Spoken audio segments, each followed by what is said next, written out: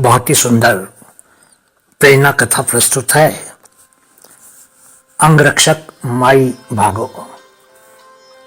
एक युग वो भी था जब भारत को सोने की चिड़िया कहा जाता था। यहाँ के धन संपदा, खनिजों और संस्कृति से आकर्षित होकर अतीत में समय समय में विदेशी खोजक और आक्रांता भारत आते थे, पर यहाँ के लोगों ने हमेशा ही विदेशियों का दिल खोलकर स्वागत किया और उनको देश में रहने दिया। कई आक्रांता ऐसे भी आए जिन्होंने समय समय पर हम पर आक्रमण किए और हमारी धरती पर कब्जा करने की कोशिश की। कुछ आक्रमणकारी सफल हुए, लेकिन कुछ को इस धरती के वीर सपूतों ने खदेड़ कर वापस भेज दिया। आपने वीरों की तो बहुत सी कहानियां सुनी होंगी, लेकिन वीरांगनाओं की कहानियां गिनी चुनी हैं। ज्यादातर महिला योद्धाओं की कहानियां इतिहास में दब कर रह गई हैं। रानी वेलू, रानी दुर्गावती, नायकी देवी, लक्ष्मीबाई, जीजाबाई और अन्य कई वीरांगनाएं हैं जिनके बारे में आपने शायद कम ही सुना होगा। आज हम आपको एक ऐसी ही वीरांगना के बारे में बताने जा रहे हैं जिनके बारे में आपने कभी भी नहीं सुना होगा शायद। वो महिला योद्धा थी माता भागकौर, जिनको आज इतिहास के पन्नों में माई भागो के नाम से याद किया जाता है। माई भागो श्री गुरु गोविंद सिंह जी की अंगरक्षक थी। सिख संत सिपाहियों की वीरता के बारे में आपने बहुत कुछ पढ़ा होगा या सुना होगा। उनकी वीरता और बलिदानों के आगे हर भारतीय का सर सम्मान और श्रद्धा से झुक जाता है। तो आइए आपको माई भागो जी के बारे में और बहुत कुछ बताते हैं। सिख इतिहास में माई भागो जी अमर है। माई भागो पेरो शाह की वंशज थी और वो भाई मल्लो शाह नामक जमींदार की इकलौती बेटी थी। उनका जन्म झाबल कला, अब अमृतसर में हुआ था। माई भागो के माता पिता सिख धर्म का पालन करते थे और छोटी सी भागकौर को गुरु गोविंद सिंह जी से मिलने आनंदपुर ले जाया करते थे। माई भागो आनंदपुर में ही रुककर अस्त्र शस्त्र विद्या सीखना चाहती थी, लेकिन उनके पिता उन्हें घर ले आए। घर पर पिता से उन्होंने तीरंदाजी, घुड़सवारी, युद्ध कला आदि की शिक्षा ली।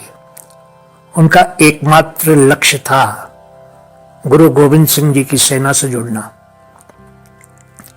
कहते हैं कि माई भागो हमेशा अपने साथ भाला रखती थी और अपने पिंड में ही अभ्यास करती रहती थी। उनका विवाह पट्टी के निधान सिंह से कराया गया। माई भागो की कहानी को लेकर इतिहासकारों में मतभेद है। साल 1704-5 के आसपास हिमाचल के कुछ पहाड़ी राजाओं की मदद से मुगलों ने आनंदपुर पर हमला कर दिया था। माई भागो के गांव के 40 सिखों को मुगलों से युद्ध की अनुमति नहीं मिली थी और वो गांव लौट आए थे। माई भागकौर के पति और 2 भाई भी इनमें शामिल थे। माई को यह यकीन नहीं हुआ कि उनके गुरु को छोड़कर कुछ लोग वापस गांव लौट गए।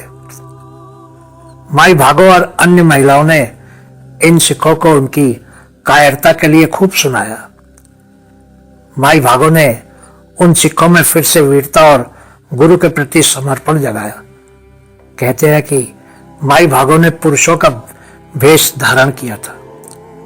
बाद में आनंदपुर में हालत बिगड़ते ही जा रहे थे।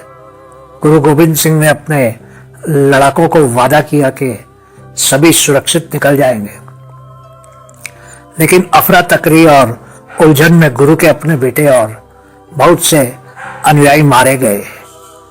कुछ अनुयायियों के साथ पंजाब के फिरोजपुर के खिदराना गांव पहुंचे। यहां माई भागोनी 40 सिखों के साथ पहुंची।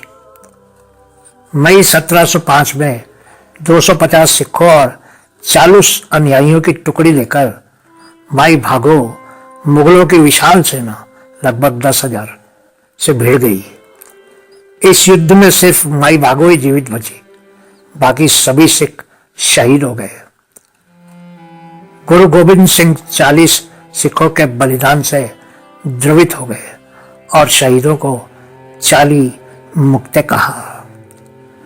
खिजराना की झील के पास आज एक गुरुद्वारा है जिसे श्री मुक्तसर साहिब कहा जाता है।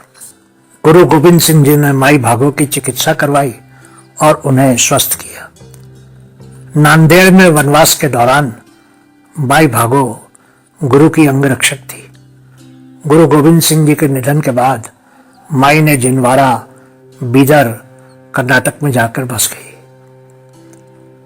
यहां उन्होंने बरसों तक तपस्या की और यहीं आखिरी सांस ली। जहां माई भागो की कुटिया है वहां पर आज एक गुरुद्वारा है।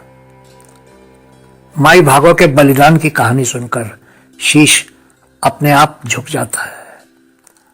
दोस्तों, शर्म आती है कहते हुए कि एक समय में माई भागो जैसी वीरांगनाएं युद्ध के मैदान में उतर जाती थी और एक आज का युग है जब बेटू को बहुत से लोग गर्भ में ही मार देते हैं।